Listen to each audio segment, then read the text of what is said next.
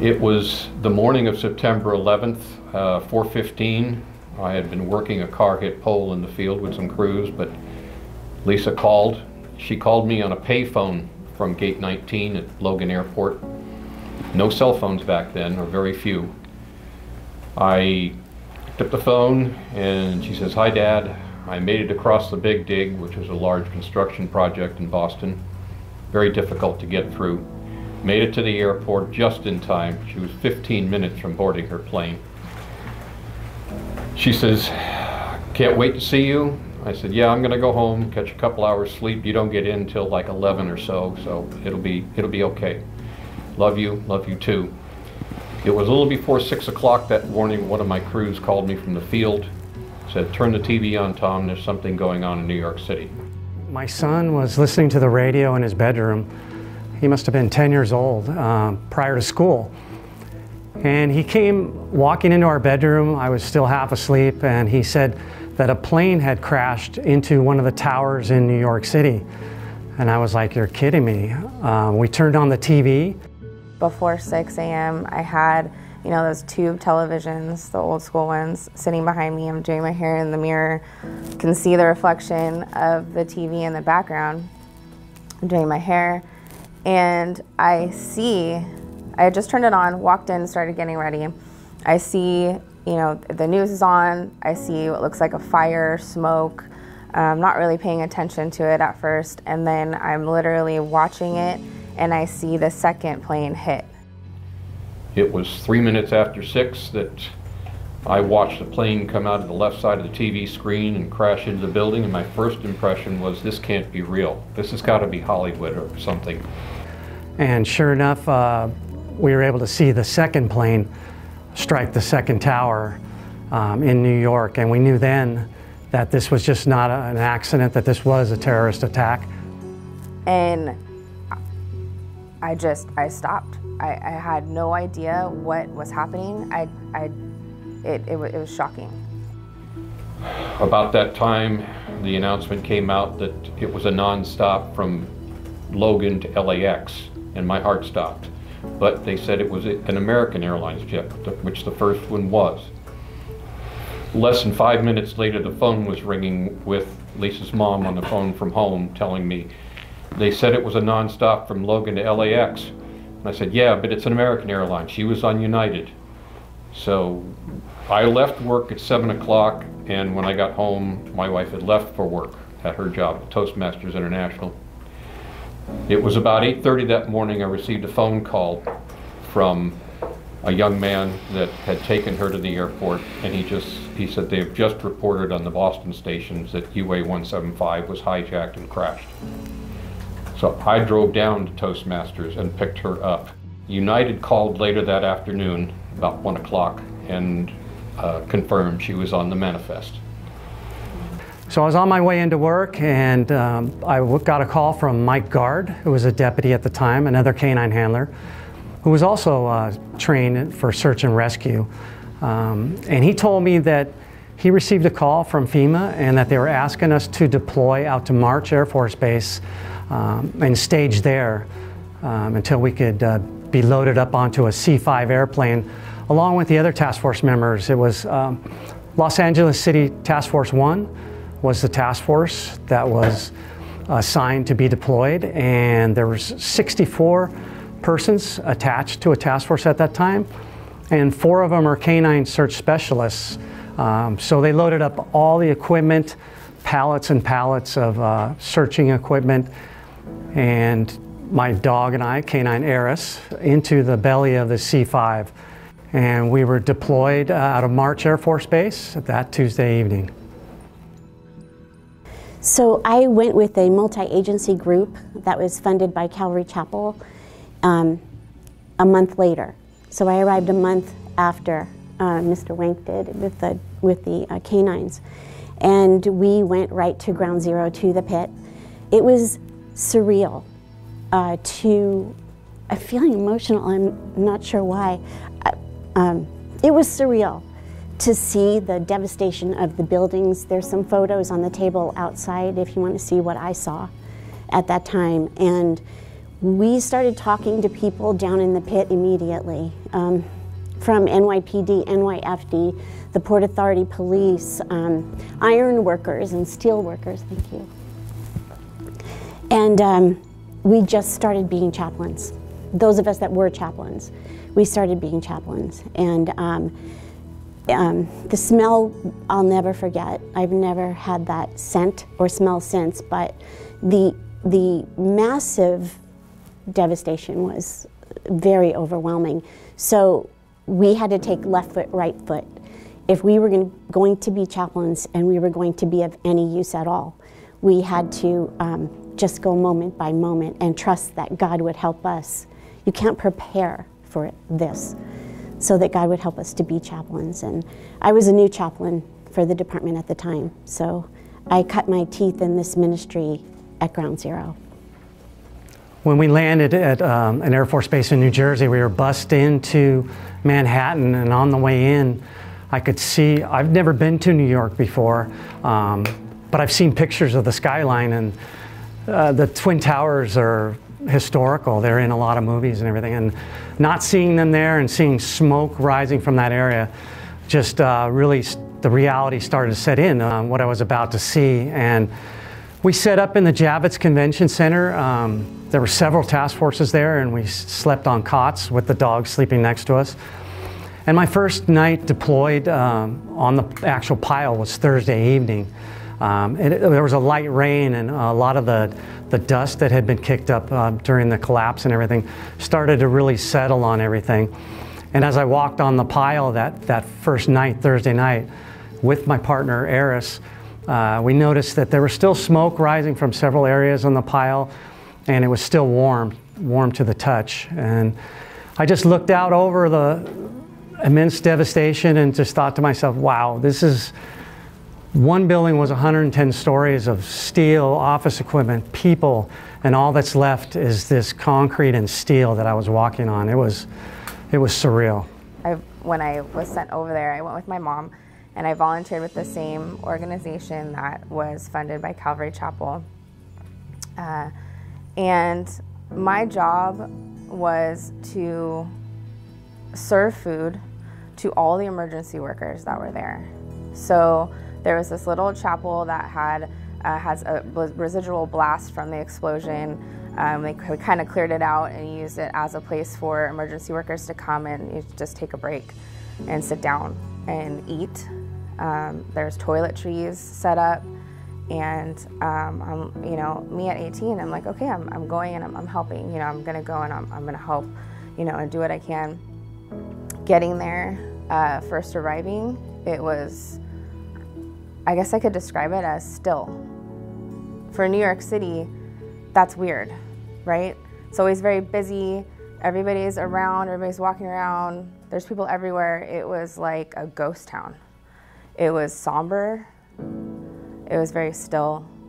It was almost like, I don't know how to describe like death in the air, but it was like that. It was just still. And I think that's why I started to just be like, it hit me. I'm like, oh my God, you know, what happened here? Towards the end of maybe day 8, I think it was, Eris and I were searching the pile, and he went, as you could see in the pictures out front there, there's what's called a bucket brigade, and it's made up of all personnel, NYPD, FDNY, Port Authority, ironworkers, everybody shuffling debris from the pile. Well, in the area just like north of that bucket brigade, Eris paid some attention, and what I recognized was not an alert, but a reaction to cadaver scent. So I told a couple FDNY firefighters to check this area, and they were actually recovered a full fireman, deceased, but at least we were able to provide some closure for a family. My partner, Sept, Peacock, who was a civilian at the time with his dog, also found a fireman within 10 feet of where Eris located another fireman. So that's something I'll never forget. Just being able to at least provide some comfort to someone there, even though we couldn't find anyone alive within the pile. I was asked by NYPD to do the service at New Year's at the pit at Ground Zero for NYPD and the iron workers and Port Authority firefighters, all of that, who were working that night. When we got there, about 20 minutes maybe before, you think 20? About 20 minutes before midnight, the bell went off, which meant that they had found another body. And everybody went running towards that location, and they found a firefighter who was crunched over, like in this kind of a crouching position. The light, his light switch was on his light, so he perished that way. And they brought him up, and we were all gathered at that time while he came up. I took a cross, we had crosses at the time, I took a cross off my uniform and put it on him. They laid him on a gurney, and we were standing on either side of him, and then in full salute as he passed by, and the priest came and blessed him. And when that happened, I saw my daughter across. Here, it was the firefighter was here, and I saw her across. It was cold, and it was misty, and there was some lights in the background, and she was flanked by two very tall firefighters, all of them at full salute. And I knew that God had plans for my daughter at that time. I knew it. I go into the pit, I'm serving hot chocolate, it's freezing. It's, God, I think it's like 16 below zero, maybe with the wind chill. And just trying to, you know, keep everybody going. That was our goal.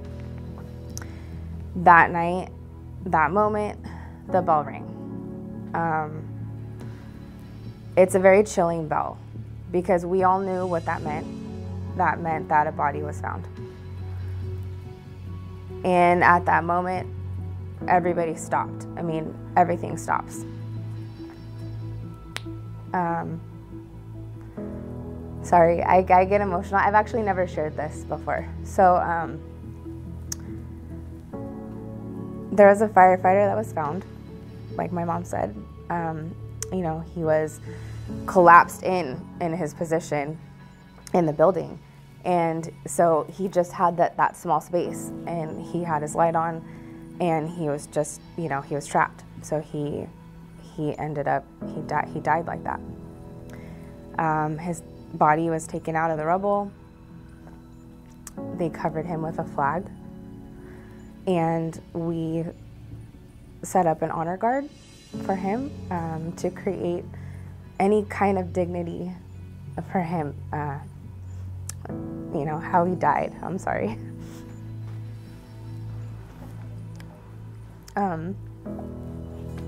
So I stood by, you know, firemen and other emergency workers that have been working tirelessly. I mean, day after day, hour after hour, trying to find anyone. And we found him. And it was one of their partners, you know. It was one of their, it was like me finding one of my partners.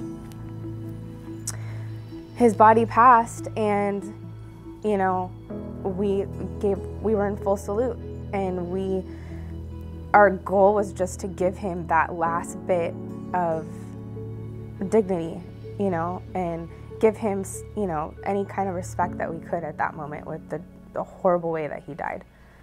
And that to me changed my whole perspective on everything. That goes into why I became a deputy. I was so affected by the evilness of that day, the unjust way that just everybody died, and my goal was I wanted to be a part of that relentless pursuit of the unjust. I wanted to bring people to justice. I wanted to go out there and find, you know, victims and find those that have created crimes or committed crimes, and I wanted to bring them to justice. And that moment was where that fire ignited inside of me. And I knew that that was what I wanted to do. I want them to remember Lisa as someone who would help anyone who went to college with students from all ethnic backgrounds, from different countries, and got along with all of them, and they got along with her. They loved her. She was someone who would give you the shirt off her back, and was driven to be the best she could be. She had 2 degrees already in 4 years, both summa cum laude from Boston University, and was on her way to Berkeley to try and earn a 3rd one. So she was going to excel and be someone that was going to be in the news someday, and it turns out she already is. Lisa's the hero here. She's the 9/11 and American hero now. She didn't want this place in history, but it is. And since she's such a shining example, I like to represent her, but also the other 2,900 or so victims of that day that were all just great souls lost in a terrible waste. Lisa, being the person she was and the student she was at Boston University, being academically above everyone else, and the service that she did to Boston University has brought a kinship for me. When she graduated in May 2001 with honors, I really thought I would never see Boston again, and it's become someplace very special for me, and Boston University has become like family. We were invited to an interfaith ceremony at Ground Zero October 30th and 31st of 2001. And I remember, like they say, the smells of plastics burning. It was very just, I almost wish I would have had the mask back then. I even took a picture of the top of the Empire State Building. Now you're talking the end of October, looking back where the towers used to be, and you can see a visible plume of smoke coming up. The 1-year anniversary, I remember going to the site and going down into what you could call the pit, and the wind was swirling, and it was all these restless souls. I talked to a New York City police officer a few years later out here in California who had transitioned out to here, and he said, I felt like there was all these restless souls, and oh my gosh, you know, the same revelation. So it was really amazing. And when we went to, after the October ceremony in 2001, they brought us down to Pier 93 and gave each family an urn of World Trade Center soil and a flag in your victim's memory. In the lobby area, they had some of the search and rescue dogs wandering through, and just to pet them and see their faces, it was just amazing to calm people down and bring their blood pressures down. And the one thing I'll remember about that day is going down a hallway, getting our turn in a booth to pick these items up. And the wall with pictures, and the woman standing next to me and kissing one of them, saying, that's my brother. And God bless her, I don't know if they ever found any of him. A full probably 60% of the people at the World Trade Center site were never recovered at all. The fact that they've recovered 4 DNA matches from my daughter is a miracle. And I'm so grateful to Bob and all the other dog handlers, all the other search and rescue workers on that trip. I believe it was on that trip that I did see some rescue workers from Texas in the lobby of the hotel and gave them Lisa pins. They stopped me in the hotel lobby the next day and gave me a patch from their search and rescue team. I saw notes on internet a few months later that they had done a service project down in Texas for Lisa. And as Bob said, on 9/11, this country all of a sudden came together, the whole country. We put aside our differences. It was a group hug. And I just wish that someday we could get back to that. the thing that I take away from it also is that 20 years later is how people came together, how everybody worked together. You know, they put aside their opinions or their thoughts or what have you, and there was one goal, and that was to locate victims, search the rubble for victims.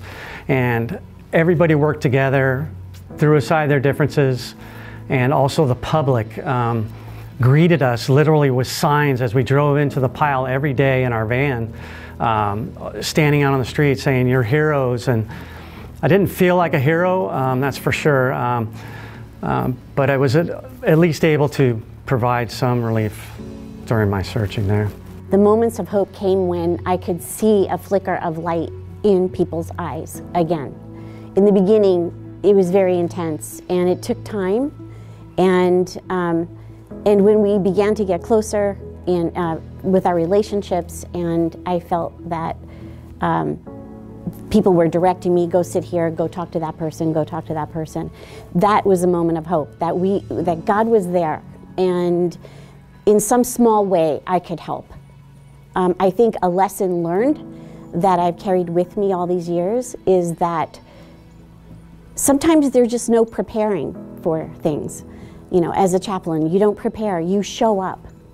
When you're called, you go. When people are hurting, get there and see what God does at that point. I don't know about individual moments of hope. I think my experience there and seeing how everybody came together, as everyone else was saying, the whole city of New York was just a different vibe. You know, police officers, firefighters, civilians, everybody was on the same team. Everybody was focused on helping everyone else. And the sense of community and the sense of the love everybody had for each other was so strong. And that was, I feel like it's hard to see now, I think nowadays, but that's America. That's being American.